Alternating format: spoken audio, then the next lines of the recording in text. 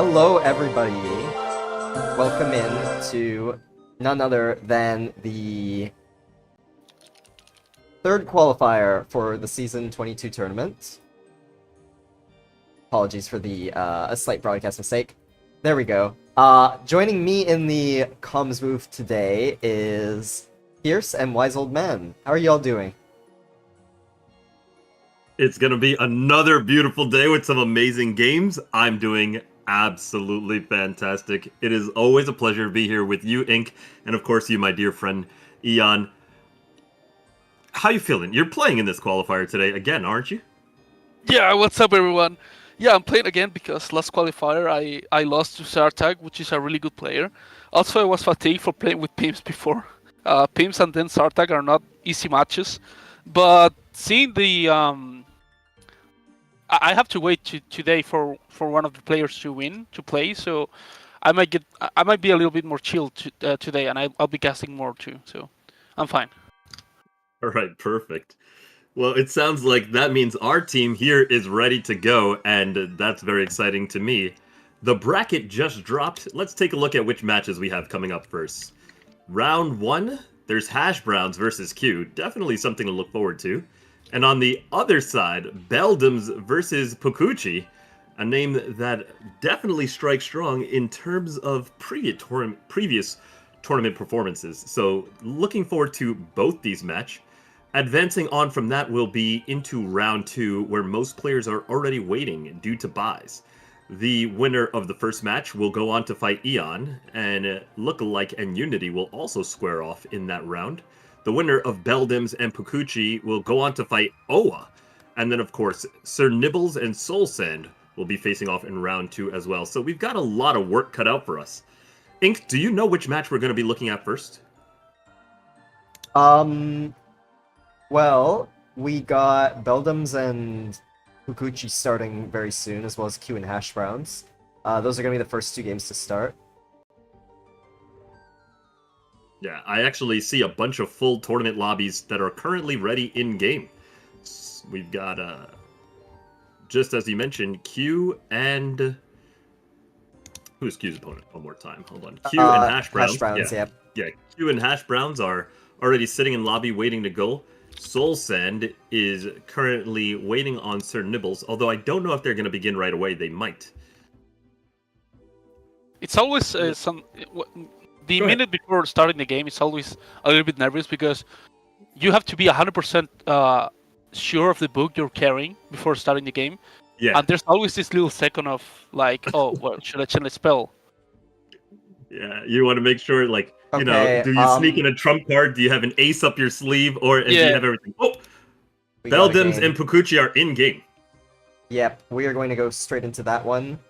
This is going to be the first game between these two.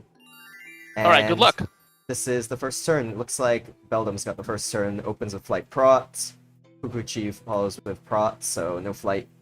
No flight, interesting. Now, of course, remember, this is low time standard, so only 10 seconds per turn. Beldams is going to throw up a Storm Shield. Not much tempo expected to come from this Storm Shield, but in spite of that, Pokuchi inching up close and personal on Mudball. Is he free? No, yes, he's not trapped.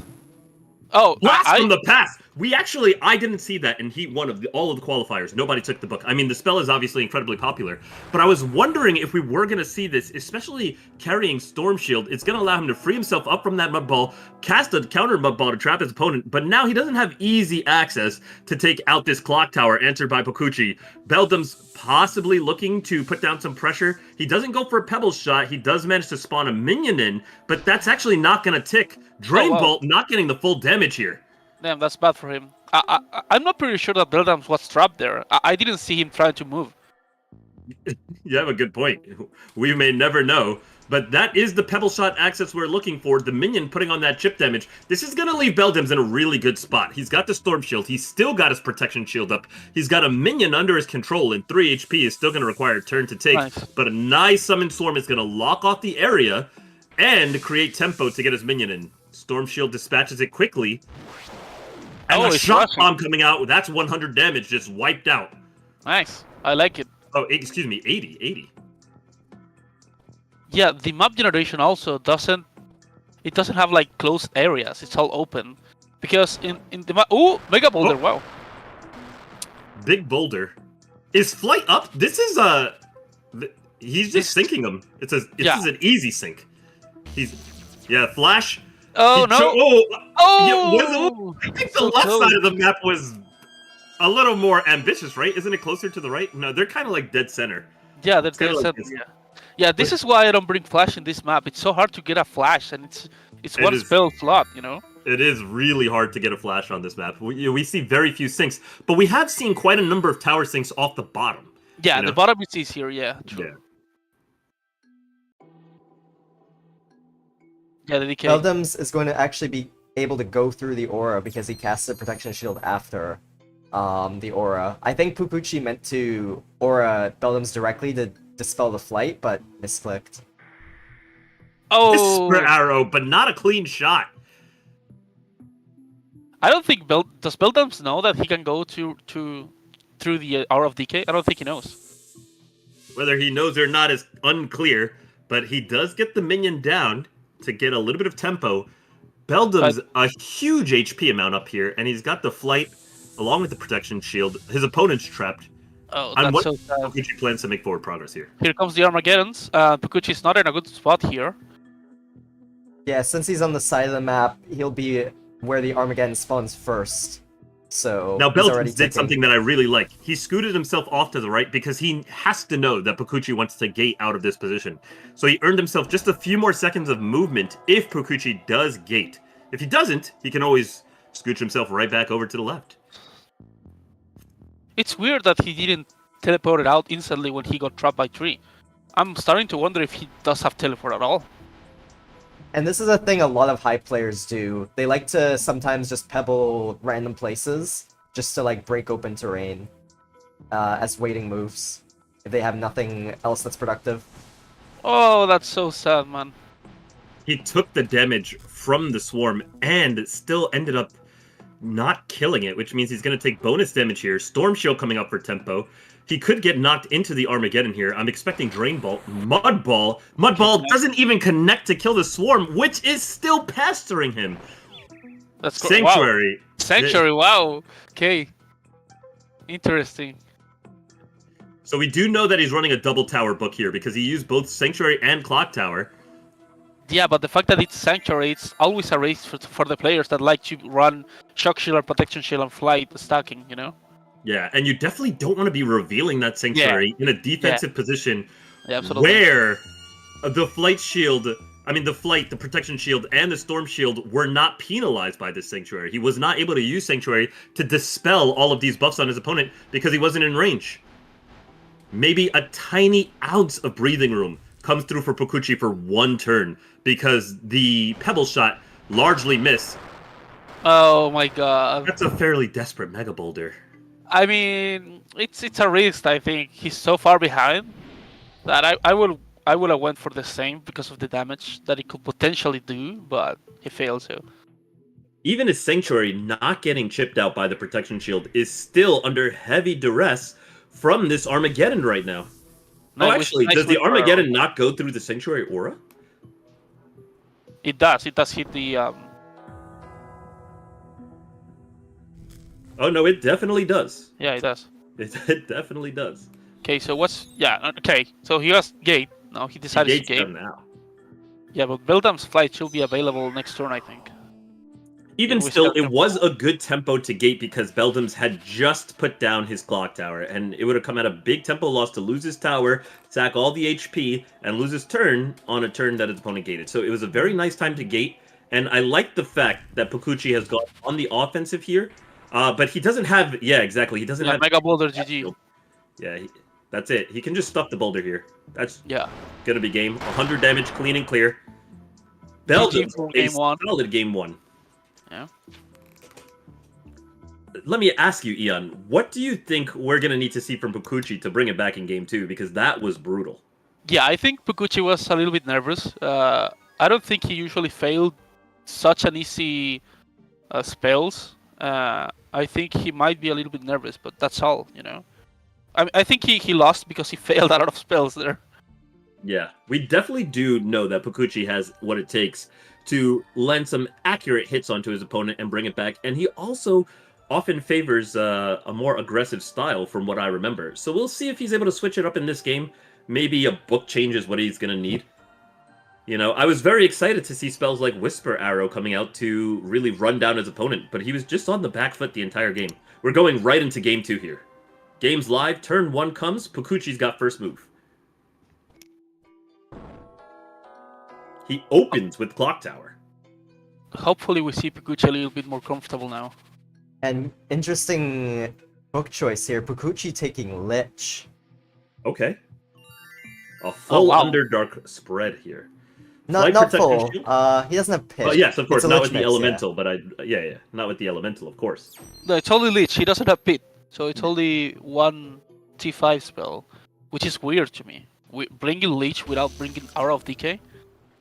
I mean, without bringing Pit, it's weird. I don't know the strategy he has in mind for bringing up the Leech, but we'll see.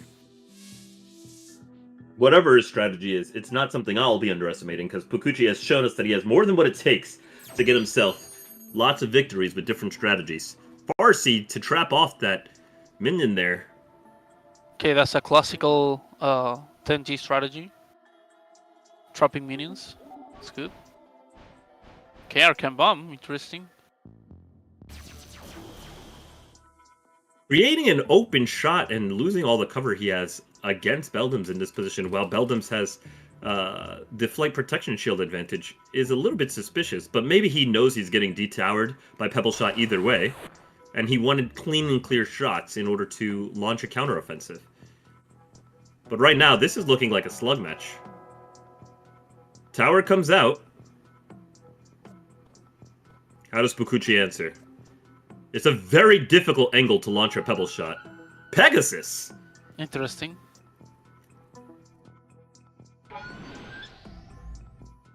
A Tempo Storm Shield isn't exactly what I'm looking for here. Not while you're in tower and possibly under duress. That Pegasus is going to allow Pukuchi to go up if he so chooses. Knowing now that Pukuchi is running Leech, you can see where his strategy is gonna go, right? Right, Because right. if he brings Leech, what does he need to do? You start making DKs around the map. Beldams locks off the 2 minions with this Mud Ball. However, he leaves himself wide open to a counterattack, and this just got really up close and personal. Yeah, last time Pukuchi had Whisper Arrow. Let's see if he still has it.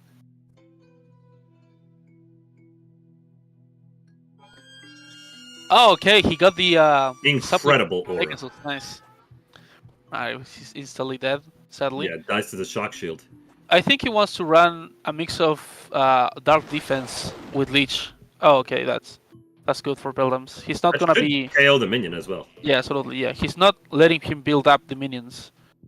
Although we also see that this strategy and this map with this Armageddon doesn't work because the minions get killed so fast. So if you're running Dark Defense, Ooh, does that hit Beldams? I think it does hit. Yeah. No, it doesn't. Okay. Oh. Yeah, 92 Pukuchi's is in very a pleased to be. he's in a rough spot here. I mean, he's gonna just keep getting shock bombed unless he does something. Oh, the Q. Yeah. Oh no, he queued. Yeah, That's another that's Ran shock out bomb. of time. it's another shock bomb. Yeah. I don't think he can turn this one around, guys. Yeah, missing that turn there was pretty auto loss. Yeah, so Beldams, if he doesn't have Pebble, I think he just yeah. yeah. Oh yeah. Okay. Ooh. It's rough. He Yeah, could so I fork. I mean, Gate is available. I think Pukuchi bring up he changed his strategy to a late type strategy, but he didn't have the time to build up. Well, that's close games then. 2-0 for Beldams.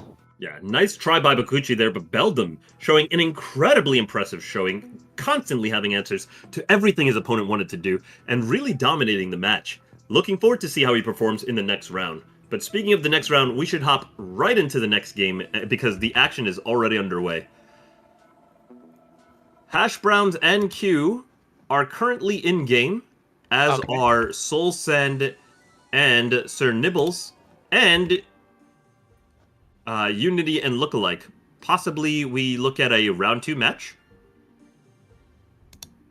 Ink, up to you. Yeah, so Q and Hash Browns, Q's up 1-0. We can go to that one. Okay. Yeah, sure. So we just saw a teleport from Q to the left side of the map because Hash Brown summoned a trap with a DK, by the way. All right. And we enter turn 9 here. You said Q is up 1-0. Yep. Summon Worm cast. We still haven't yet seen He's playing Sands of Time. He's playing Sands of Time, yeah. Yeah. That's interesting. We've yet to see exactly how strong this worm is going to be. I think Sands of Time, phenomenal spell. I said it 2 days ago, and I'll say it again today. The worm looks strong, but just exactly how potent it's going to be, we've yet to see. I also think it's much harder to play in 10G. No, yeah, absolutely.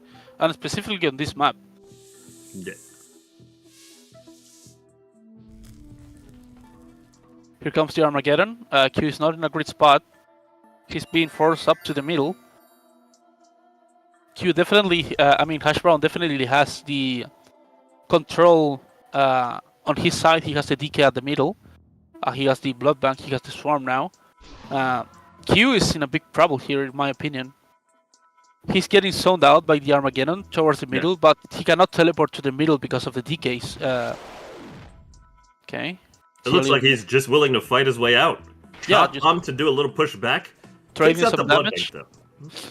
Can we see a mod ball here? I will mod ball. Oh, drain, okay. Draining to the bottom. It's not ideal because now he can get to the bottom and be safe for a little turn.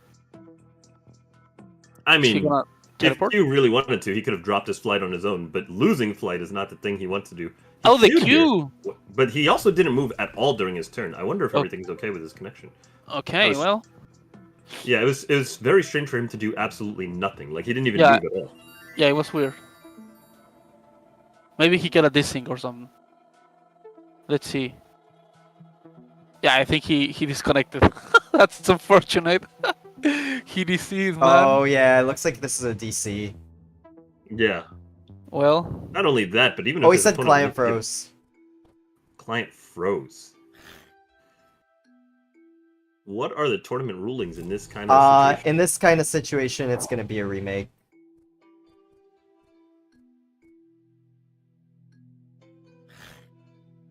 You can then just offer instantly draw, right? I'm sorry, say again, Ian?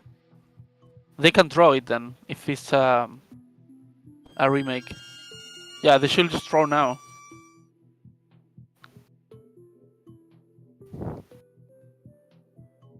Yeah, I mean, based on tournament rules, typically though you want to like screenshot proof, but it's kind of obvious he would not just stand in the Burning Sands in a game like this. Yeah, and they do draw. Yeah, probably. Okay. On the other hand, Beldams and Oa is starting as well. This is round 2. Winner will qualify. Do we want to head to that one? Yeah, let's do that. Okay. Looks like they're on turn 9. Turn okay. 9. Oh, failed the fairy jump here. Oh, he failed the BFTP. Oh no! Oh my god. I'm sorry. That was too fun to see. Right, so Beldam has the little bit of lever here because of the swarm. Let's not forget that Beldam is a great player. He's 2k in HTS and 1.5k in LTS.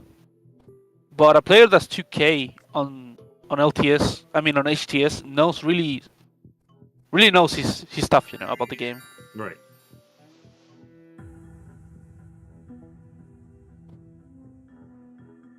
It's actually really a treat to get to see Beldams play like this, because this is not a player that I've had much of an opportunity to study prior to this event, and Beldams is really holding his own, showing everything he's got, and making a strong name for himself among the elites of the game. Yeah, absolutely. Yeah.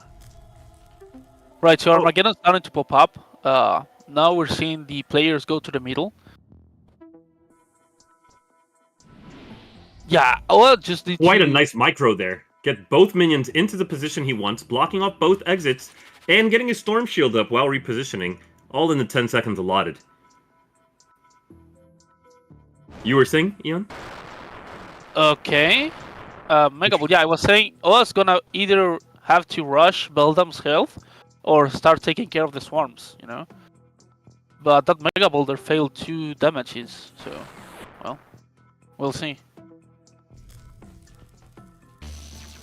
Okay, he had Flash. I was wondering if he had Bomb in his arsenal there. If Velda's gonna have time to use both swarms, I don't know. It's really hard microing because of the timing.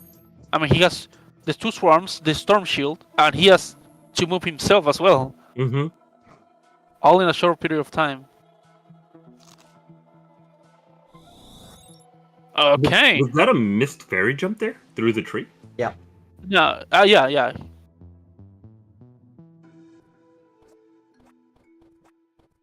Right. So. Ooh, miss microing on the. Oh, the jump Q. there. Oh, it's a he Q. just- a Q, That's yeah. really bad for him. It is quite bad. I thought he was actually gonna maybe get off a clock tower or something to pass his turn. Yeah. Oh, I can But- rush him now. Definitely. That is the exact opening that Owen needed, and Yeah. he wastes no time at landing an excellently angled shock bomb.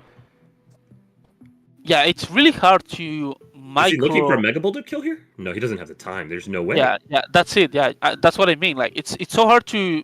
Oh, the Q again. It's so hard to FTP, micro tick damage in this set and in this particular map. Oh, he's out of BFTPs. Whisper Arrow.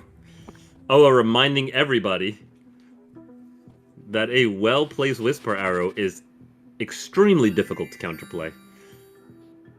80 HP total here onto Oa. Onto Beldam's. But Oa just getting blocked off by this swarm. It's been such a pest. He opens up the map. He does not want to get locked down. The second swarm could come down for a little bit of play. I'm wondering even if you want to spend like maybe 1 or 2 seconds microing it. See, even here, Nice. Beldam's cast a mud ball, but had 2 seconds left on his clock. He could have brought a second swarm a little closer into play here. But Spores plus Clock Tower will keep him well ahead on the HP game. Beldam's spending a sizable chunk of his clock on this turn, making sure he's not in counterattack position. That was his big priority, to just preserve his HP. Oa is not having it. He'll abandon his clock tower completely. Casts a flight, and does he have 80 damage here? Maybe a stuffed mega? Nope, just a shock bomb will do it. That's going to be 80. Wow. A sticky bomb is exactly 80 there. Poof. Brilliant play by Oa there. Extremely, extremely well played.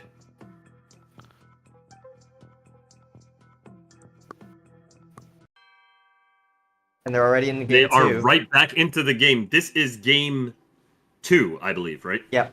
Yeah, Oa that got was the first first turn. game. So now Oa is up 1-0.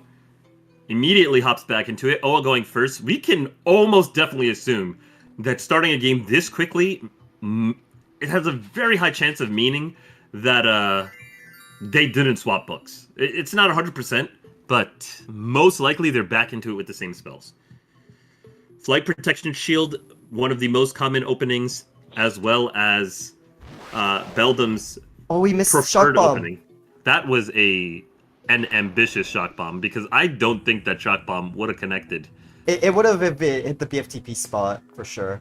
You think so? Okay. Yeah. Storm Shield here. Traps him under a Storm Shield. Now Beldam's has the aggressive advantage in terms of positioning. He's up 80 HP already on this turn. Mud Ball to slow him down. That'll gain some HP, but this is a flash-out counterattack angle. And we do see exactly that. He'll trade back 15 damage there on the Mud Ball, which only has 4 ammo, so you're usually very happy to make these trades, and I'm still not convinced he's out of extended flash range. Yeah, he is still in the extended flash range. Absolutely.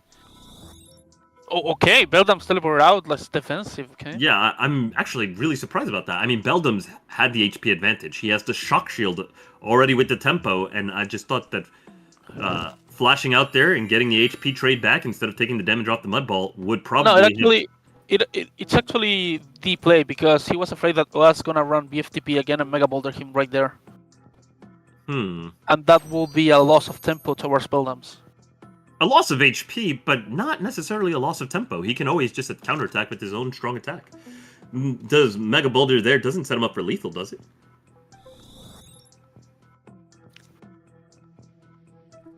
I mean, suppose his opponent does Mega Boulder there, right? Let's say, it throws a Mega Boulder.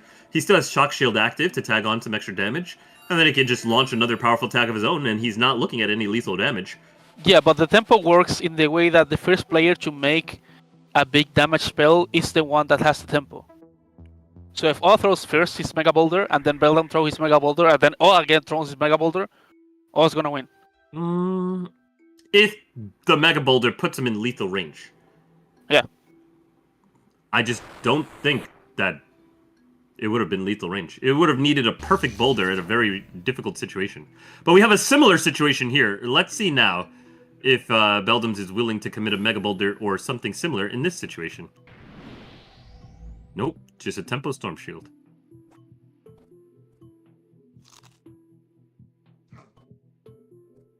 Very nice fairy jump there. This is probably a Mud Ball. Oh. A Whisper Bomb, okay. Oa is in his ear. Yeah, okay, so he can... Nice. Oh, yeah, he tried to drop below, maybe for a sync, but what's he gonna do now? Maybe Swarm, okay. Well, there's no Mega Boulder angle here.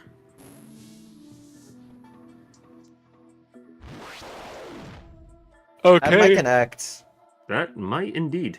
No, it is gonna connect, but Yeah. I think he was going for the Swarm kill as well. Yeah, I think he was trying to go for the double. Yeah. Doesn't get it. Oh, okay, now he's down. Oh, is that a Flash Sync? A Mega Boulder sync? Mega Boulder Sync, No. maybe? No, not quite. That was Mega Boulder Sync is so ambitious there, but you'd love to see it. These guys are just playing so creatively to look for that kind of thing.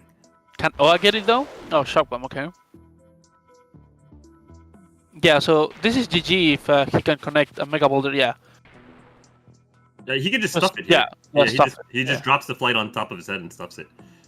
Okay. No, he doesn't look for it. Oh wow, okay, he's wow. going safe. He could have ended it there. Yeah, with a stuffed Mega Boulder Suicide, he will win that.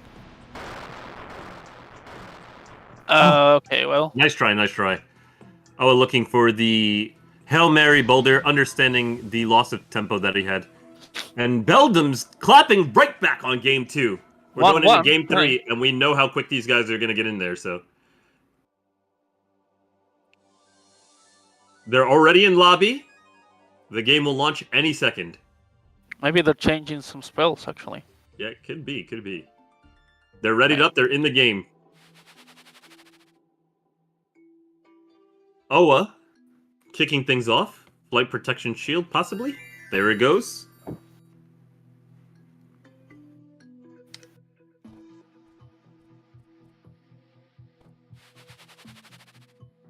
Beldam's controlling the lower half side of the lower left side of the map here.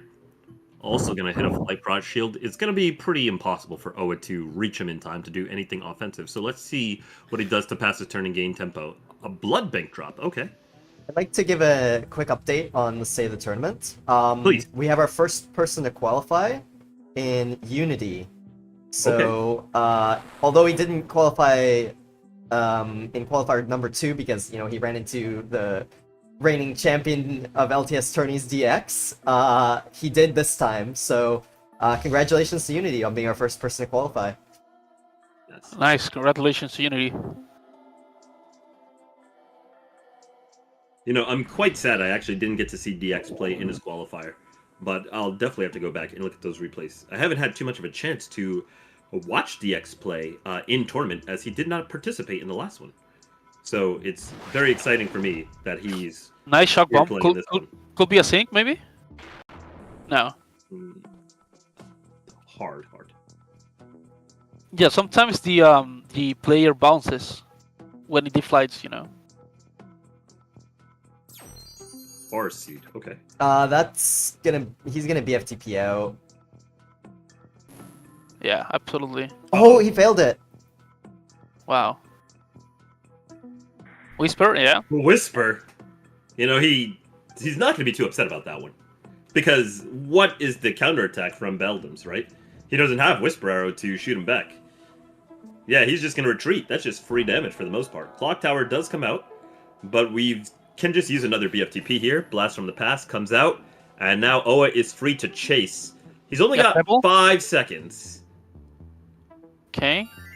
Okay, another pot shield. Yeah. Fair. Prot Shield is very comfortable here because Beldams doesn't necessarily want to just drop his Clock Tower here and trade back off that tempo, so this is just going to be plus 50 HP for the most part. I think he just deals with the minion and holds his position. Oh, he's not interested. Oh, he's still tower though. That's not good for here. Yeah, I don't think that's good for Oa at all. I think just getting that minion off and playing with the tempo advantage you have in a guaranteed way probably seems pretty strong. But Okay, Oa is going for a far right. more direct approach. Starting to regain some health Beldams there. Oh wow, again with the pebble. Okay. Now, one thing that's really interesting to note here is that Beldams doesn't have the easiest time to access a strong spell onto Oa here. And I think he recognized that as well. He just gates out. Because that position is possibly sinkable if he flies over and just flashes straight down. And He's gonna go for the flash, yeah? Oh, nice. Sink! Huge! Oh. Yeah, that is huge actually. Yeah, his gate's on cooldown, so this is going to be a tremendous amount of damage. Minus 60. He takes the cross map. Armageddon's gonna start popping up side of the maps now. A little surprised Oa didn't drop flight here. But it looks like he just wanted the high ground. He'll develop a blood bank for HP tempo here.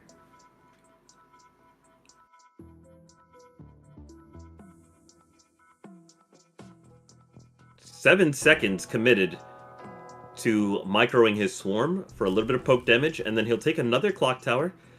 We've seen exactly how Oa likes to deal with this, though. I'm expecting the pebble shot to come down. There it is. Here comes the pebble. Yeah, nice. And that's a D tower. He is still continuously getting harassed, though, by this swarm. Yeah, I don't know what Beldams can do here, to be honest. He doesn't have enough. Yeah, okay, Forest Seed. Yeah, he can Whisper again or Telemoral, yeah. Beldams cannot I think respond Whisper to was that. really hard there. Not impossible, but a little tricky. He doesn't maybe have a another bomb. tower. Yeah, so Beldams doesn't have another tower, so yeah, he can only think he can do now is just trap. Okay. Okay. It's gonna mudball again, maybe from a safer distance. Nice. Blast from the Past will take away that flight. Not sure why he used flight there. Oh, it's sitting pretty at 213. Whisper Bomb possibly comes out. Oh, no. Is he still, okay. Yeah, he's still in counterattack range. I really don't think Beldams can afford this chip damage, right? Like, even the 15 off the Arcane Flash there means quite a lot. Oh, that's so unfortunate for Beldams. That's like GG. You can't... That's just... I mean, at least he gained a little bit of time of that. My gosh. It's not the worst. Oh, Bella failed. Oh wow! Okay, No, is no. TPing. I maybe that was I think intentional. it was intentional. Yeah, I think that it was intentional. Yeah, 100%. I think he just wanted to chase. He didn't want Beldams to have a position here, but this is not good for Oa. He doesn't have flight. He used his flight when he got But he doesn't. He didn't drop. Wait, he has Blast from Pass available? Yeah. Yes, he does. Yeah. Flash him off the map here? No, he might go for the kill. Quite possibly. Okay, yeah. Oh yeah. Oh, but wait, is that? No, he's dead. Oh, okay. 10 HP. That's gonna do it. That 10 HP there. Or back kills him? No, leaves him at. He's really close to the Armageddon though. Oh, but the Armageddon kills him. The Armageddon finds him. There it is, Oh yeah. my gosh. Oh, it takes it. I was like, wait, he's really close to the Armageddon, bro. What a round. Owen never fails to put on a show, and let me tell you, Beldams did not disappoint in his performance either. It seems Q and Hash Browns are 1-1, right?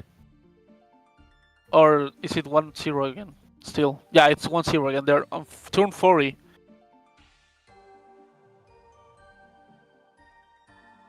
Yeah, looking at the Q Hash Browns map, it definitely seems like these guys are taking a much slower approach to the game. Which one are we watching now? So there's Solsen and Nibbles, Q, and let me double check. So Solsen is actually up 1-0 in match against Nibbles. This is very interesting. Nibbles has Oh, wow. brought. We'll move to that one. Nibbles has brought Angel, Okay. and we're in a very interesting game too, where most of the map is destroyed. Nibbles brought Ocean's Fury. Oh. He just wasn't interested. So, wait. You said Nibbles has Ocean's Fury? How is that possible? He looks like took he's in Ocean's Fury and Angel, and he used Ocean's Fury before he Angel to clear out the map. Am I trolling? Don't you have to have only light and arcane spells to use? Yeah, he can't use any of his C spells now. Now they casted Angel. But you can use it before you cast Angel, if that makes sense. Oh, okay. Very good. I actually wasn't aware of that. I thought that you just couldn't, I understand. Arcane Bomb gonna come out, clear up a Right, little so- more of this map. Yeah, Nibbles just playing to destroy the map, basically. Yeah. That makes sense. If you're going to just stall the match, make sure your opponent doesn't have anywhere to go. The Armageddon is already doing a great job at limiting the space you have, but if your opponent just has no more terrain to play on, especially you're playing around with arcane spells to manipulate where your opponent can be, it's pretty good. He doesn't even go for the sink here. He's just destroying more terrain. I thought for sure he would at least just try to destroy the terrain that his opponent was actively occupying. You know, you get this clock tower in the water. It makes me wonder, like, does he not have Flash? Because Flash for sure sinks him here.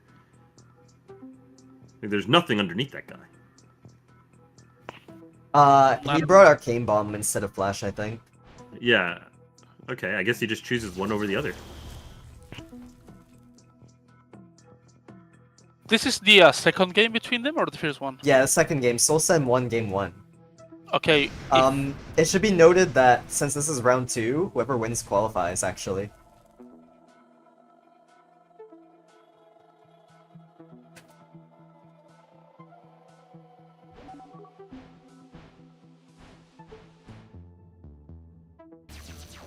I'm very curious if he has Arcane Egg in his book.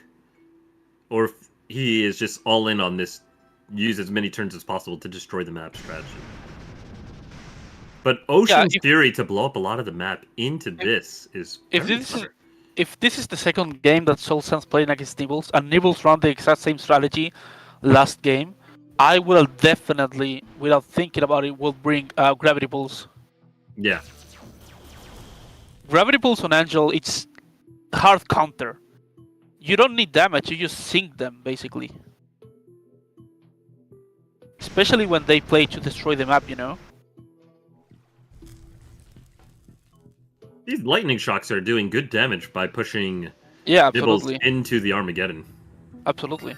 And now the entire map is on Armageddon, so... Yeah, pretty much anywhere you can stand is getting occupied. There's a small... You can definitely shock again. Oh, Skyray, okay, nice. That's a sink! Oh, that's a sink, Ooh. bro! That's really good for Solsen.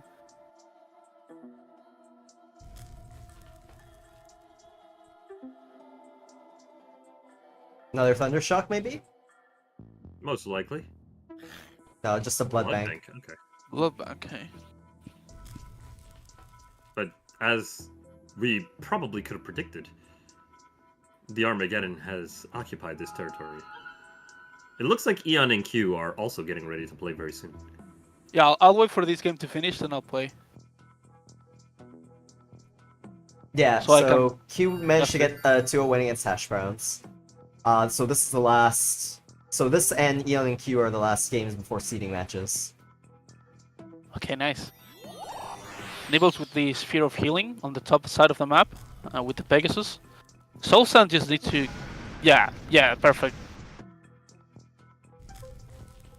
Yeah, again, with the Gravity Pulse, you can sink both of them, Pegasus and Nibbles, I think.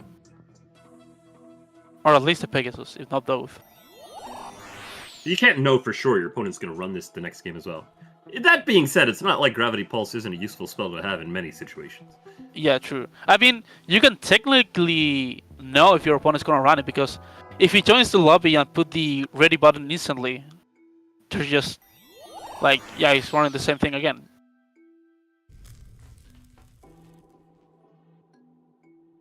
Right, so Nibbles regained a lot of health pretty quickly, to be honest. Yeah. Hold him up in a corner, and he's gaining health over time, plus using healing spells. We're only on turn 46, by the way.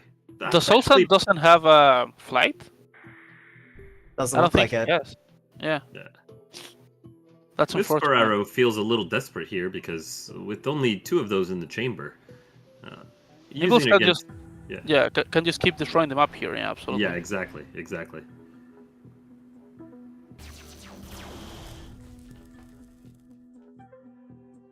Honestly, Thundershock could sink if he does it right. Yeah. Oh, Oh, nice! more than that. Bloodlust. Point blank on the... What the heck? It looks Sadly, like he doesn't have flight, so it looks like Soul Sand actually has kind of a rush book. But how is he getting around? That's the big question. that's the question. Yeah.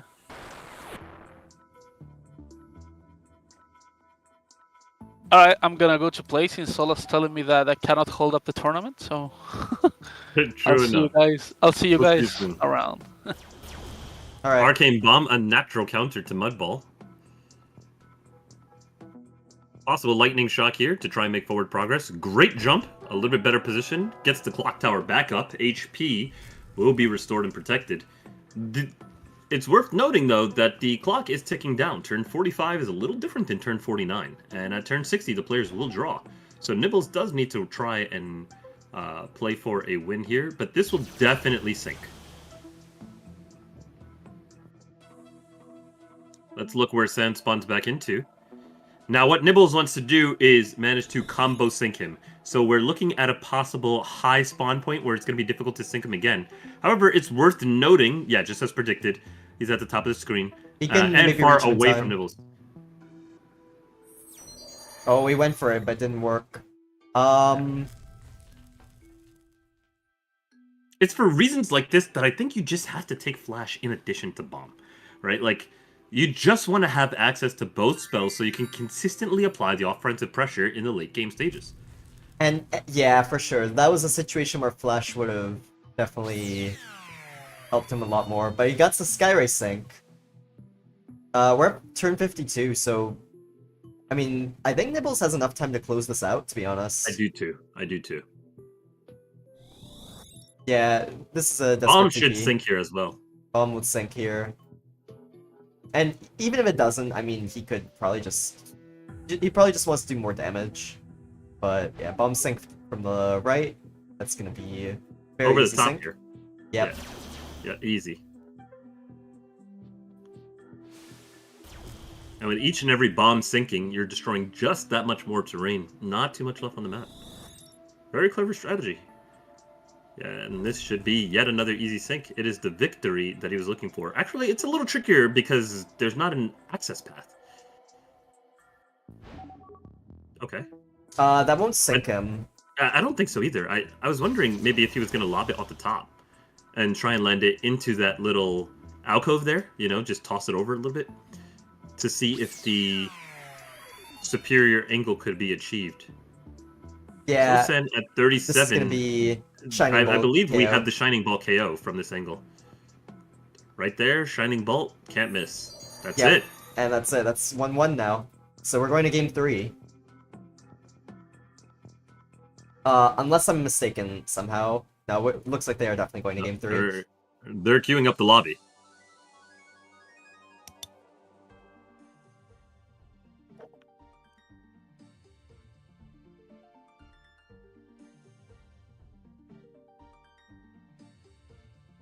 Yeah, we all got QNeon in game 1. That's gonna...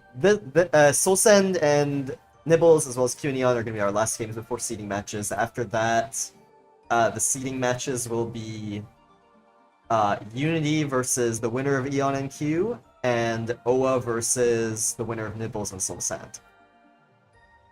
All definitely promising to be a good time. Nibbles and Sosend are loaded in. First turn, Nibbles immediately throws up a protection shield, no flight. Yeah, and he has his No movement either. Angel Ocean's Fury mix again. Frankly, Solsen needs to do a lot of damage. That's what he needs to do. I think I didn't see game one, so I presume like his book is fairly well equipped for, doing stuff. So look, he has even BFTP to get out of a tree, but it didn't work. I'm not convinced that BFTP lets you out of this tree with any hit. No, it wouldn't. Yeah, The tree itself has to be poorly placed. even still, it was probably still correct to start the dig, so to speak. That's a very interesting portal. It's like he portaled to move, right? not to move but to block Solsen in a way as well. And yeah, Nibbles is just going to the other side and starting to clear out the map. His win condition is simply just to repeatedly sink Soul Sand. Soul Sand's got to find a way to lay down some damage before Nibbles can really get online. He's got a couple of turns that he needs to wait before he can cast these big spells in Ocean's Fury and, of course, in Angel. However, you also have the Maelstrom coming out. That's a little expected. Blow up the bottom of the floor as well. How many charges on Maelstrom? Is it 4? It's infinite, but it's 5 turn cooldown. 5 turn cooldown, that's right. I should know, I'm a Waterbook player, back when I used to dabble a little bit. Maelstrom, a nice addition. I guess we didn't see it before as much because once he changes into Angel mode, Maelstrom no longer available. Correct, yeah. I'm really worried for Soul Sand right now. Ocean's Fury is now up. He's not in a good spot, and like for the Ocean's Fury, and on top of that, he hasn't dealt any damage to Nibbles. Not even, yeah, he has. This is just a waiting move. I'm really concerned for him right now. Here comes the Ocean's Fury. How much damage is it gonna do? It might. Yeah, okay, it doesn't do much damage. It sinks him, which actually makes him avoid the damage from the spell itself, because Ocean's Fury can really hurt. But he doesn't have gate off cooldown, so that itself hurts a lot. Oh my gosh, he gated off to the right side and it wasn't off cooldown yet. Yeah, it's over 100 damage there. Actually, that Clem's probably helped Soul Sand. Yeah, it gives him access. I'm not entirely sure that the damage to the map there is worth the cost of your HP here. This Shock Bomb will do a good job at getting rid of all of that protection shield, or at least most of it. And he has a blood bank to heal, so he can keep pushing the offensive here. Oh, Nibbles misses Sky Ray. Okay, that's actually a huge tempo swing. That's absolutely huge. That is the type of window that Soul Sand needs to get the chase on. Shock Bomb comes out, well placed. That's going to be all of the shield. And a little bit of extra credit there. Actually, a lot of extra credit. 55 damage plus the 19 shield. Sir Nibbles now on the move, trying to get himself out of this position. A Maelstrom up beneath his opponent.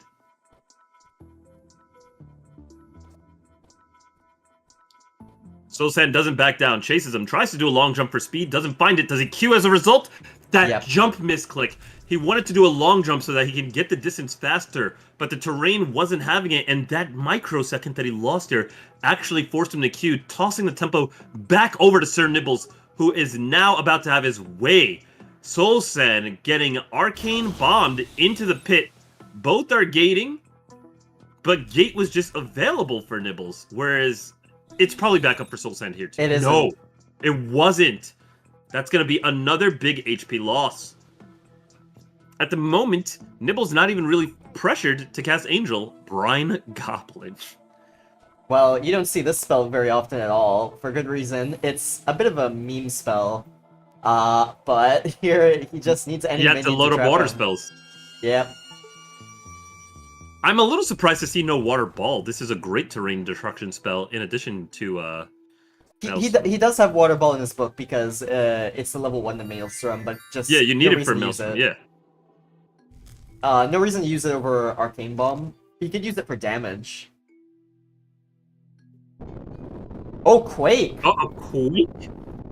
Is that Quake from Soul Sand? Yeah, it's from Soul Sand. He doesn't have a meteor mix, so this is just a one-off spell for him. But it almost sunk Nibbles. Actually, the portal saved him from being sunk. But isn't Quake particularly effective against towers? It doesn't look like Nibbles is even running any towers. He might be running Clock Tower, but Clock Tower is immune to Quake, so I mean since it's yeah, it's not really useful against Nibbles. I think he's hoping to like move him off the map and sink him, but Then maybe you just thought it was his best sync option. I'm just curious why he has the book at all. I mean, the Yeah. spell rather. yeah, it feels like maybe a wasted slot. We don't see Quake too often in books, because it's quite Clock Tower is just unreliable. far too popular. Yeah, that too. And there's better ways to like sink somebody. I mean, Quake is just a counter tech spell. You use it for very specific situations where it's fairly strong. But it's definitely not ever going to be a meta spell because its It's biggest too niche. counter is the mainstream tower, right? Like, Yeah. Quake Clock Tower is the best and most popular tower in the game. Not only that, but against like to D-Tower, you would just probably use, Pebbles or something. Pebble shot, quite exactly. often. Yeah, agreed. So this is gonna not break windshield. Armageddon's starting to come out. It's hitting Nibbles, actually.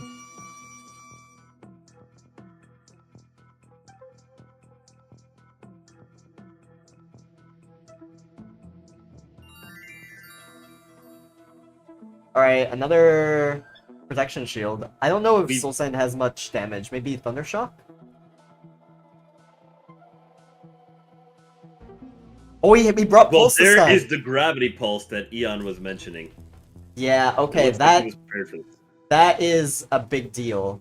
It's He huge. finally has something to deal with Angel, really. And yeah, Nibbles is on the run here.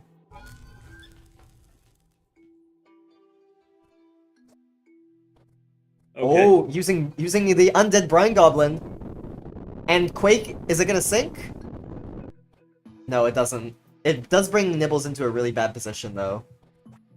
Now, since he had Gravity Pulse, I'm actually a little surprised that he revealed this trump card combo so early before it could. Bam! Bye, What a Brine Pegasus. Goblin. Rip. But no, I think he tipped his hand a bit too early. Though. I mean, it may not matter, but at the end of the day, I think the combination of Gravity Pulse into Quake, a very good combination to let your opponent do all the dirty work of breaking apart the stage, whereas you reap the benefits of sinking them on cooldown. Yeah. The idea so, makes sense. It does make Quake, sense. Right, and especially because Quake, it hits the whole map, right? And it's pretty much, it's going to sink you no matter what, anywhere, once the bottom of the map is destroyed. I should also note that Soul Sand has an Undead Pegasus that he can use now. That he stole from Nibbles. You know, I completely missed that. Yeah, that along Pegasus with the Brine is also Goblin. way off to the side, and it'll be regenerating HP pretty comfortably, unless it starts to get pressured by the Arma. Yeah, so now Nibbles is in a little bit of an awkward spot. He's getting Armaticked. Honestly, Soul Sand could go on the aggressive here if he really wanted.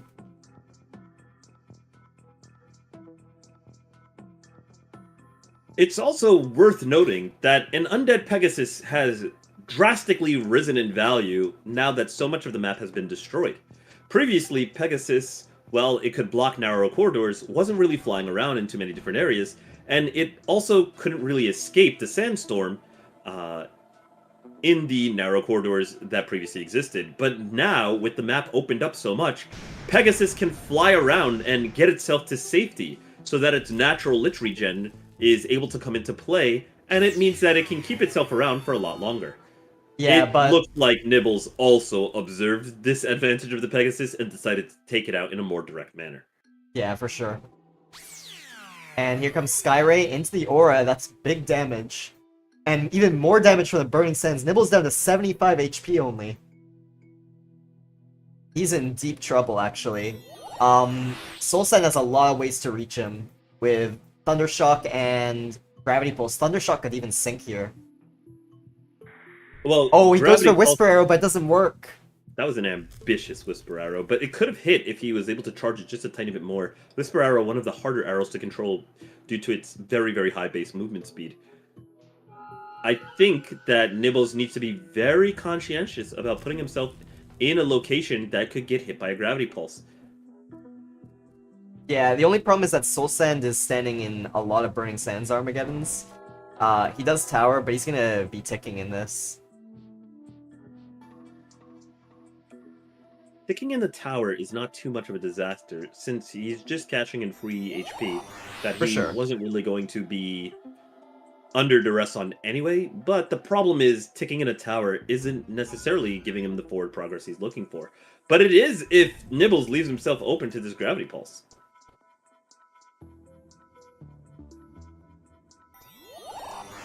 Now, if you're Soul Sand, he might even go for like a Mega here, or something crazy like that. It wouldn't be a bad idea. Not at all. Let's see his aim. Looks like he ups not to.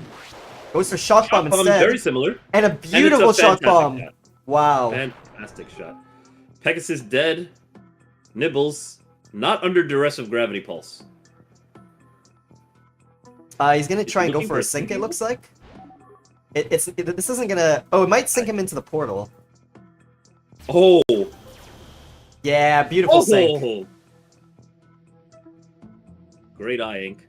Now, Soul Sand has to be careful where he TPs here. He might want to go aggressive, but yeah, this is smarter.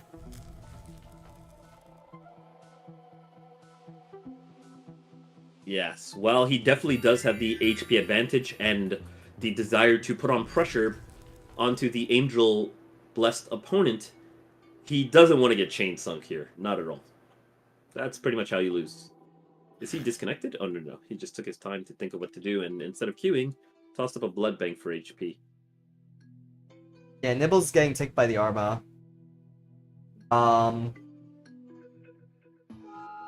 Summons another peg, okay. Skyray might be able to reach through that small little crack.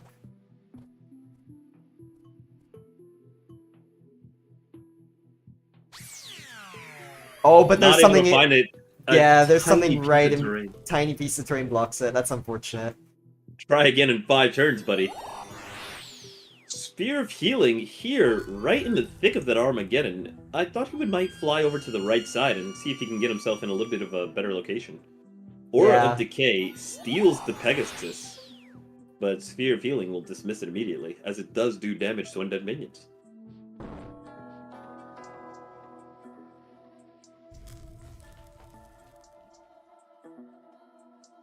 Well, forget about flying to location to evade the sands now. That sands is almost everywhere. We do find a little safe nook here. And Nibbles is being given a world full of time to regenerate his HP back up to near full. Yeah, By the taking only... up 10 per turn. Go ahead. The only issue with Nibble's like strategy right now is that, well, now as I say that he starts doing it, but he hasn't destroyed that much of the map as much as he would like. I think at this point of the game, it's 36 turns. Right. Oh, is Soul Sand gonna go for a Gravity Pulse? Oh, just misses. What's the cooldown on Pulse? And it's infinite. There's no cooldown, and it's infinite use, so he can spam it if he wants. Oh, okay, I see. It's one of those spells that can just get fired off. He's Here gonna comes the drop the tower. tower to go for it again here. He Yeah. really wants to hit this G Pulse. I don't know if he has an angle. Yeah, Never he mind. does. That's a clean angle. What's the counterattack gonna be? No big damage really available with an Angel Book. Shining Bolt gonna be the max that can be done here. Nibbles did take a small HP lead. Yeah, he doesn't really have much to out DPS Soul Sand though. That's the only issue.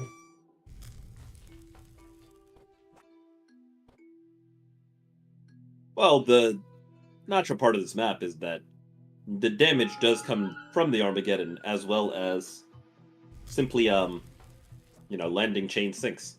But the HP lead is more important just the fact that he has restored himself all the way up to 229 HP, now dropped down to, I was gonna say, I was gonna say 199, but once again, healing 10 HP every turn.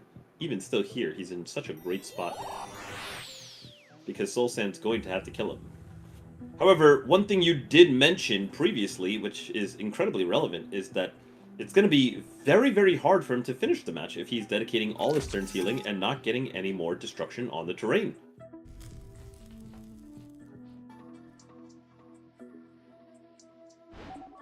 Nibble's going for an Arcane Bomb. He's looking to do as much damage as possible, but I don't know if he can out DPS Soul Sand here, really. Outward spells like Bloodlust chomping down on him. Oh, it looks like he's going for a sync. Pushes him over. No. Yeah. Good effort, good effort. I think he would have been satisfied if the Blast to the Past would have sunk on its own, but he's not going to go out of his way to leave himself vulnerable. Then again, vulnerable to what is what I have to ask. I think just another Gravity Pulse there would have been really, really huge. If Soul Sand's aim is really good, he can Gravity Pulse through the portal, This actually. portal. Yeah, and it would work. Yeah, the trajectory is there for it. But it looks like we're just going to camp this portal, take it off the list of contention, and get some of this terrain destroyed. Nibbles is more than happy to let Soul Sand sit inside a clock tower, because it means that he's not going to be able to chase him down at this location. Aura of Decay is still a great answer to punish this portal camping, because in total it'll deal 75 damage, provided that Nibbles wants to hold this position. Now, over the course of 5 turns, he'll heal back 50, but it still means that over the course of 5 turns, a net 25 damage dealt, not counting the Armageddon, as well as, excuse me, as well as just a overall tempo gain.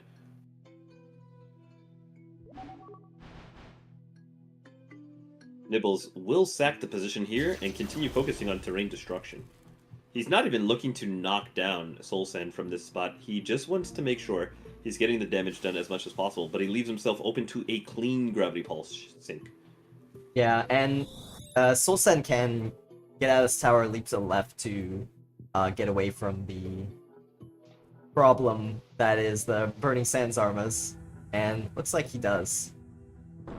Now, I'm a little curious. Do you think that Nibbles calculated that he had his gate off cooldown and he knew that getting sunk by Gravity Pulse would not really... not really cost him too much, right? Because if you get sunk, the effects of Gravity Pulse no longer endure onto you. Yeah, it's definitely fine. Like, it's a...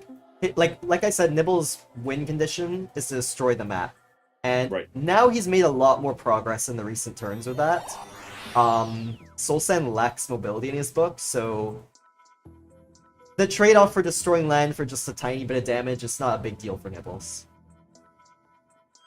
We are on going into turn 49 now, so both players with 12 turns left.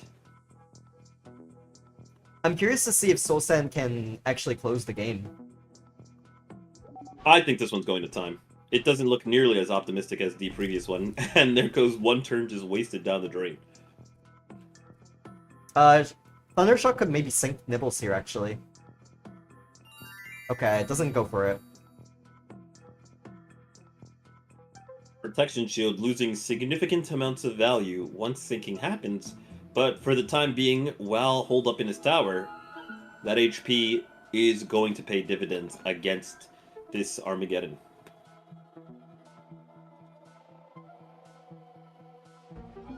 Hello. Welcome Hi, back. welcome back, wise old man.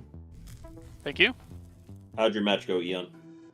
Well, you know what? Tell us pretty- after this match. Because Yeah, right so now, we are counting down the remaining turns. Arcane Bomb comes out here. Soul Sand possibly getting sunk. Yep. Down into the water he goes. And Oh, now, that's again, so he has to be very careful where he TPs. I think the best spot is to the left of the tree, maybe? But it's risky. Okay, he sees it. Nibbles off to the races. He thinks it's faster to go for the portal. Is he right? Soul Sand took no variables, right? know It's what? 1-1. It's 1-1. Yeah, but now he has variables, right? Yes, Oh. he did take Gravity Pulse. That is Interesting. correct. Has it worked correctly? The gravity pulse?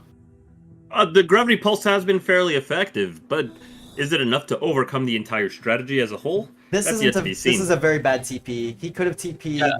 on the top. This is gonna be another pulse sync. Sorry, arcane bomb sync. Yeah, absolutely. Earned 53, and it looks like right in the nick of... Oh! Damn. Yeah. Looks like right in the nick of time for Nibbles. He's gotten himself into a position where chain syncing becomes available. And, I really have to applaud Nibbles, not for coming up... Yeah, Solsen doesn't know what to do. It's unfortunate. I think he could have played this for a draw. Yeah. Even despite the TPing left of the tree and getting sunk by the arcane arrows, which is a bit unfortunate, he still has some TP spots open. The difficult thing to reconcile is not only do you need particular locations to teleport to, but you also have to be concerned with how quickly those sands are going to dry up your HP bar. And he'll be annihilated by that ray of light for a 2-1 victory over to Sir Nibbles. There goes the GG.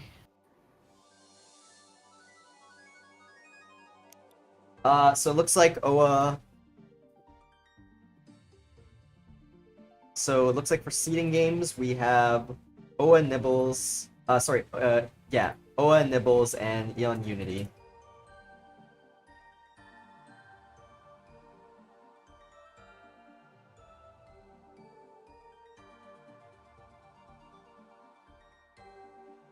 Right, so where's Unity?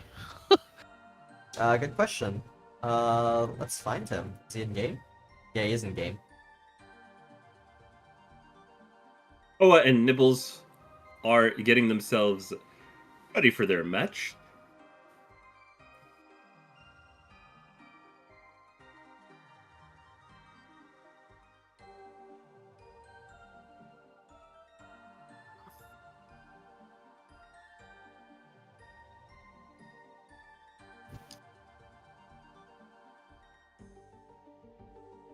Alright, well, we'll get Owen Nibbles next. Sure. All right, both players are loaded up into the lobby. They'll do some last-minute adjustments of books before kicking it off. And there we go. Game started. Best of one, right? Best of Best one. of one. That is correct. So The Nibbles qualifiers changed his have book? already been determined. This is just for seeding as we go into the main bracket. Okay, Nibbles did not change his book. So he's against Oa, who's gonna try and rush him down. Absolutely, yeah. Now, among Rush players, Oa is king. I'm very interested to see what Oa has brought in order to deal with Nibbles. Especially knowing what Nibbles has planned, because he was just spectating the previous match. You know, both of these players have all the opportunity to collect data on each other, and we see an instant gate come out. Oa opting to simply fly and not chase. Burns 4 seconds and then changes his mind. The flight was not worth it to him. He says, I need to be where the action is. Yeah, Nibbles not in a very comfortable position here. Okay. But now with Gate on cooldown, Seed will come out. Blast of the Blast should get him... Oh man, come on. No. Oh, plus a fairy jump. 5 seconds on the clock. 4, Does he sink? 3. Sink? Shot Nice! bomb. Clean! That's Right not where he needs impossible sink. No, it's not gonna sink. Oh, No, not quite. yeah, yeah. It hits him too. God. Yeah. But unfortunately, Nibbles doesn't have anything to like follow this up. Like he has nothing to really stop Oa. Yeah, no powerful counterattacks. Uses the Pegasus to block off the fall, but Oa's got another route. Yeah, absolutely. He can just keep shock bombing him. And Pegasus is stuck there actually. Yeah.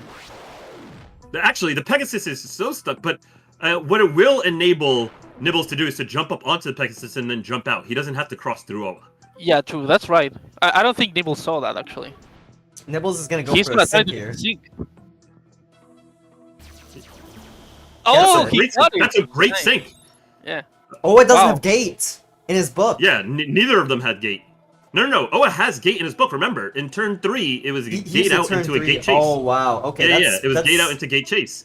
That's So it's very a big for beautiful him. sync. And now Maelstrom here is going to make it very difficult for Oa to negotiate this situation. However, Flight will come out to give him a little action to work with here, but he's going to be forced to use the turn to protection shield and not necessarily get to apply pressure immediately. I'm wondering if it was wise to fly so close to Nibbles in this case. We do see the water ball spell come out, but it won't really break through the protection shield. And But now, I get the thing now with a yeah, shock bomb. the Yeah. shock ball, you get it behind him, hovering over, getting it behind him, could knock him into the left. Oh, Whisper Arrow will Whisper Arrow do. into Think. Whisper Nice. Arrow will do. The gate is up, and I'm expecting to see Gate all the way to the left side. He doesn't want to be anywhere around here. But Now- Oa's got Gate to chase. Yeah, just follow. No, he doesn't I'm have gate to following chase. properly. He used it, so he has to fly all the way over. Oh, No, it Prove doesn't. It himself doesn't go cooldown. back on cooldown when you gate in water. It does. It does go back on. It resets the cooldown of your gate. Yeah. Yes. Okay, okay. So yeah, it means he won't have a gate to chase. That's gonna give Nibble some breathing room. Protection shield comes up, 50 HP. Much appreciated, we'll say. Oh, misses a Not shock the bomb. angle he was looking for. Yeah. He didn't have as much time to line up his spell since he needed to micro his blood bank out the way. But he also did use the blood bank to get back some HP, knowing that he'd be vulnerable to a counterattack. And the Armageddon does not favor Nibbles in this position. No, not Whisper at all. Arrow. Yeah, Uh-oh. Nibbles can't do anything here now. Now, 13 always use damage. two Whisper Arrows, so his only option is a tree? Oh, going Oh, for a Desperate shit. Ocean's Fury. That's not gonna do anything. I mean, he's just dead to anybody. Like, the Aura of Decay even is just GG. Yeah, there comes Fairy the jump fairy clean. jump. Yeah, I mean, and this is just anything. He can breathe on him and he's dead. Look him in the eye, sing him a lullaby, and put him to sleep. There he is, And GG. There it is. Well And played now- by Oa, Nice. reminding us why he is the dominant rush player. And now I'm waiting for Unity. Nice.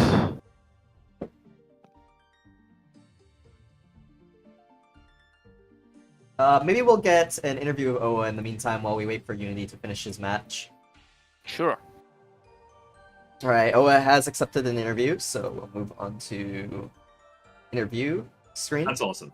Oa, one of my favorite players for sure. Really looking forward for an opportunity to chat with him. But while we're waiting for that, Eon, how'd your match go? Really nice. 2-0 against Q. Pierce, are you going to be covering the matches that you didn't cast in a time? Because the first match, the Yeah. first match that I had against Q, I did a really 10,000 IQ play that gave me the win, Okay. and I would love you to see that because I know you're going to love it as well. Okay. I am definitely going to be aiming to do that. I don't know if I'm going to be able to do it tonight. Possibly tomorrow. We'll see. I'll keep you guys posted. Yeah, so... Oa bring is Oa in. moments away from entering. Oh, sorry. You go ahead, Ink. Yep, and welcome in Oa. GG's, congrats on qualifying. Thanks, man. So, Oa, go ahead, Pierce. Go ahead. No, I was just going to say, it's absolutely great to hear from you. You know I always really enjoy watching your gameplay, and you did not disappoint in any capacity here. How you feeling? I'm feeling alright. So, like, the last tournament I did was 30 seconds, and it's easy for you to, like, calm your nerves in a 30-second, like, when you have 30 seconds to move and 30 seconds to shoot. Whereas, like, this is kind of like my wheelhouse, but with my play style, it is incredibly easy to mess up if you're feeling nervous. Right. So, like, I feel like I did a lot better today than I did yesterday, so I'm happy for... yesterday. Yeah. I'm happy for that. Yeah, I did not have the privileges of catching the games yesterday, so I am glad I was able to bring you some luck today. And I saw some very, very clean gameplay coming out from you in exactly the manner that I expected. Without tipping your hand or any secrets, do you think that you have, from the experience you've gotten in preparation for this tournament and the experience you've gotten playing in yesterday's qualifier, playing in today's qualifier, and now qualifying, do you think going into the main bracket stage, you've learned some tips and tricks and maybe even some secret sauce that is going to help give you an edge as we get into the main bracket? Or do you think that the standard gameplay that everybody has come to expect from you is most likely what we're going to come to see you use to try and dominate the tournament. Yeah, I'm not changing anything. Like, this is one of those maps where I think as people play more and more, they kind of realize that aggression is a little bit favored here. Like, you like maybe not playing like you want to be able to stall, and if you're quick, like Machine, for example, you can move minions around really easily. But because the Armageddon comes out so fast, and the fact it hits you on the first turn it spawns, is that you can really like taking control of the center is super important. You don't want to be stuck on the side when the Armageddon spawns, because you're just losing so much, especially if it deflights you or anything. You see that time and time again if you watch these games where someone will be stuck on the side when it spawns, and it's just not good. But yeah, I don't plan on changing anything. I might change some of my spells up a little bit here and there, because I think I think a lot of people here are Entangle users, and that would really throw a wrench in what I plan on doing. But for the most part, it's going to be the same. You know, so it's interesting you say that, because my next question was that I've seen a huge debate among the players, flight or flightless, when it comes to this map. People are saying you don't really need flight, you can just navigate the corridors and ascend vertically without the use of flight, and certain terrain destruction spells will give you access to where you need to be, and give you angles on the spells you want to hit. And other people are saying, I can't believe you would play this map flightless. Being able to negotiate around the map quickly in a 10G format is just really essential, and getting the angles that you want on all your spells are just, you know, not something you can sacrifice. This has got to be a map where you absolutely must be taking flight. Where do you fall on this spectrum? So I'm kind of like, if you're gonna be flightless on this map, which I think is possible, you really need to bring Sanctuary, because if you're, like I said, once the Armageddon goes off, pretty much you're going to be kind of forced into the center. So you can stay in the center and not have to flight, and you can just set up. So if your opponent like sees that you're not really moving from the center and you're not really making like a effort to pressure them, they're just going to stack Prot Shield on you. And then when the Armageddon does come, you're just going to lose. So you need to be able to combat that. And I think if you're going flightless, Sanctuary is a must, because there's not really a lot of places that you can avoid Sanctuary on this map.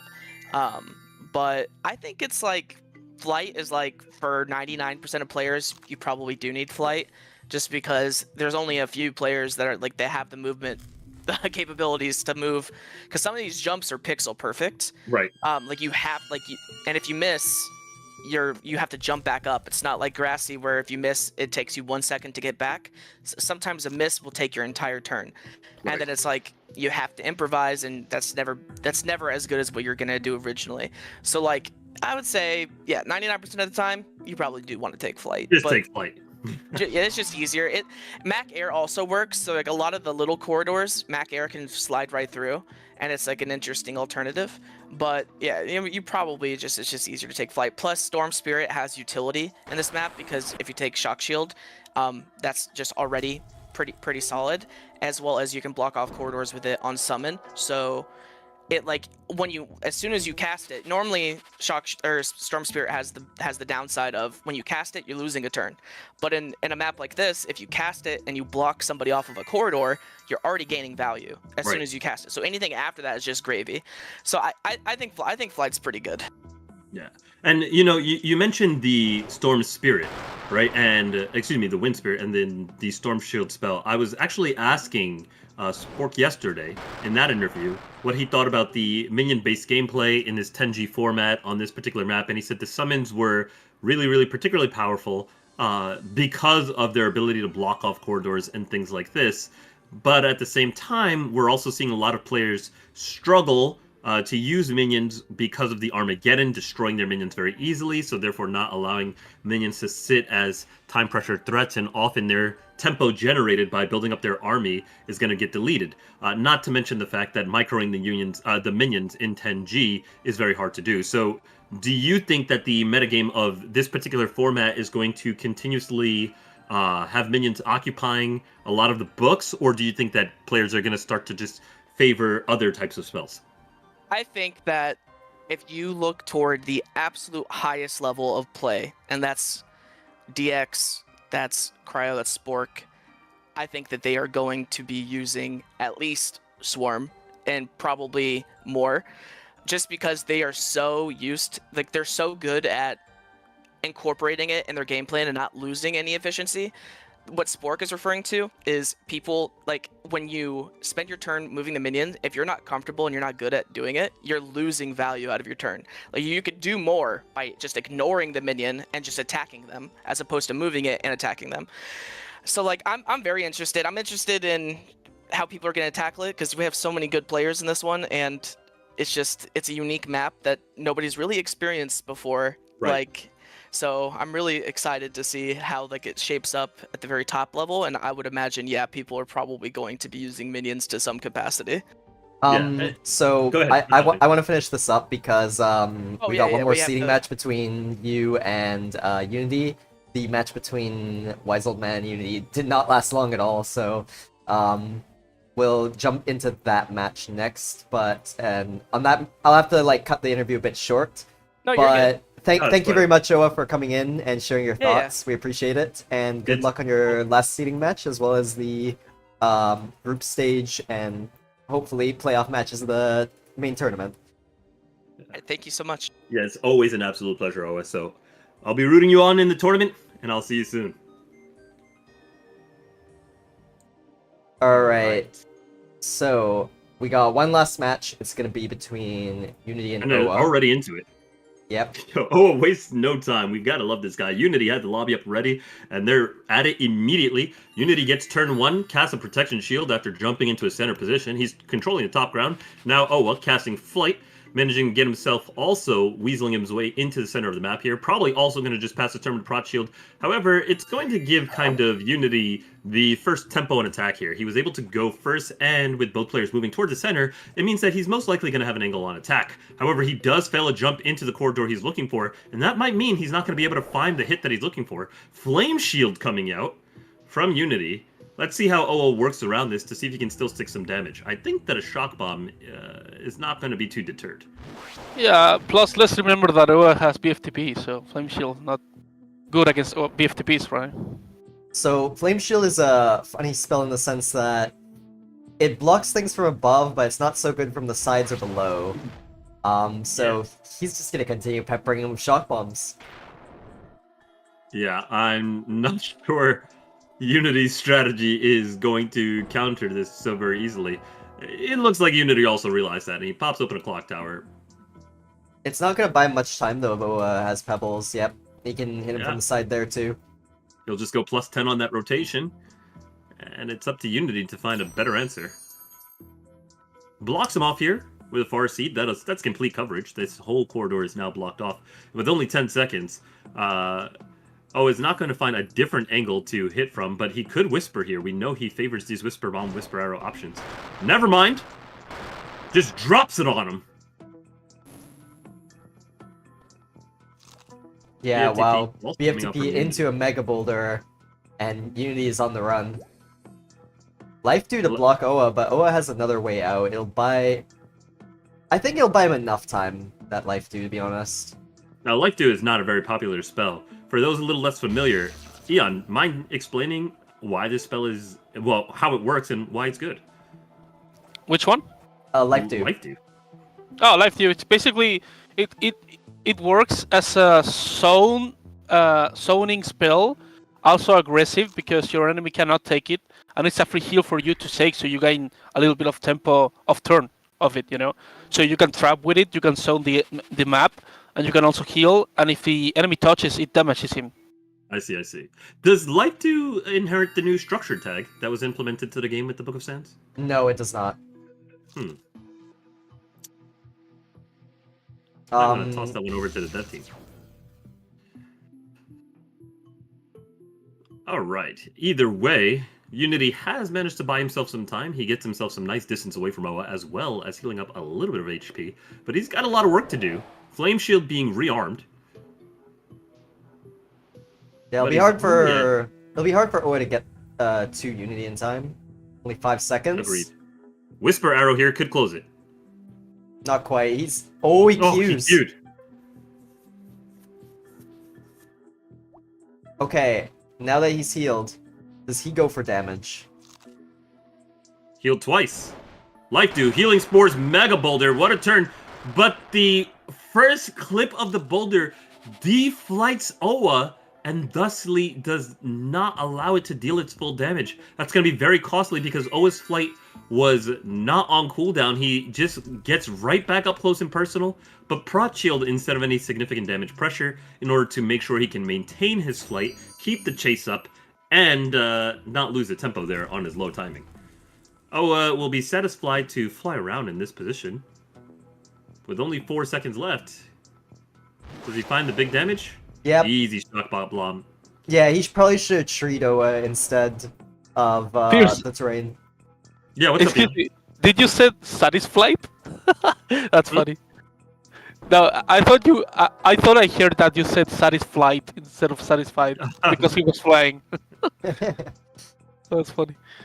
That would have been a funny accidental pun.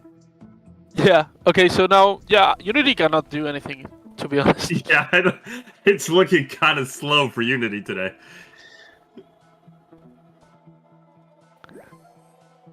Okay. Yeah, Yeah, but he has another Owa- route though. Owa has another route, unfortunately. Yep, there's the D-flight to buy There's the even more D-flight. time. Owen never misses these. Yeah. Never mind, that was not even missable. And GG. GG's. Owa will take GG. first seed in qualifier number 3.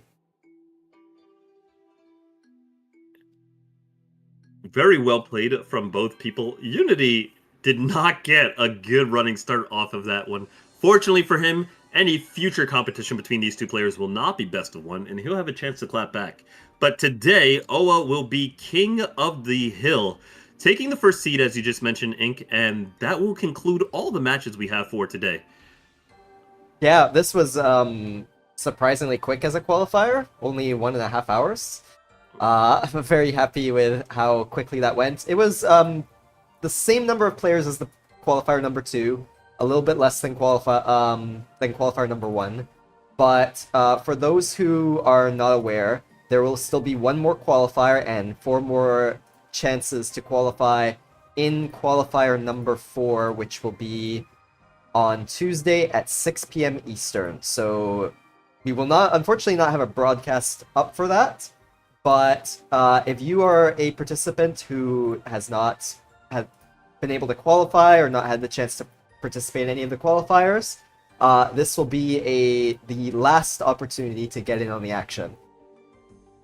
Yes. One final hurrah for our 4 qualifiers today.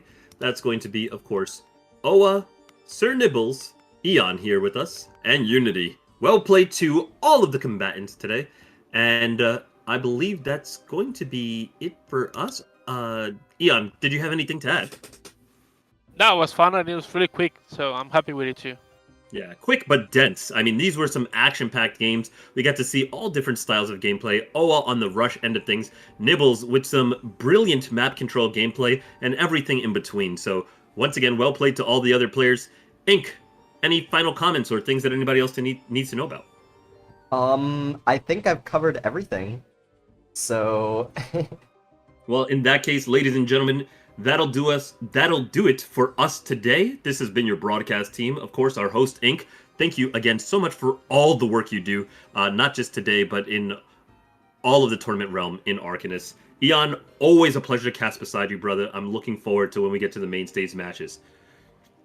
And thank you again to all the fans out there watching. We'll see you guys very soon. Oh, I wanted to give also one more shout out. Please. I wanted to shout out the commentators for today. Although I don't quite remember Eon's Twitch link. I think it's Avengtor. Is that correct? It doesn't matter. Yeah. I don't think so. Yeah. All good. Well, It's right. regardless if they stream or not, feel free to follow them here. I unfortunately don't have. I'll move it. Also paste that link in YouTube. If you would like to follow our wonderful commentators for today, Pierce and Eon, give them a follow there on those Twitch links. And if you'd like to follow me, the broadcaster for today, you can follow me on either Twitch or YouTube at Ink7. Do be sure to also go ahead and join if you're not already. And I mean, I have to imagine anybody watching this broadcast is joined, but please make sure to join our Discord, the Arcanist main Discord. You can follow all the tournament updates, get a look at the bracket, chat with all the players who are frequently in the Discord, learn new strats, and much, much more. So please join our community, be a member of the Discord, and amplify your fun. As far as my stream, it is likely, although I'm not exactly sure of the timing, can't make any promises, but I will be trying to do a stream either tonight or tomorrow, or maybe even late Tuesday night. I'm not exactly sure when yet, but to cover some of the matches that we didn't have an opportunity to cover here on the main broadcast. So if you go ahead and follow my channel, we'll be able to check that out. But I think that finally does conclude any announcements that we have for now. Ink, any last comments? That will be all on my end. Thank you all for watching, and we will see you in the main event. See you guys soon. Eon, see you soon. Goodbye. family. Thank you. Yeah, thank you all. And please keep watching and tune in.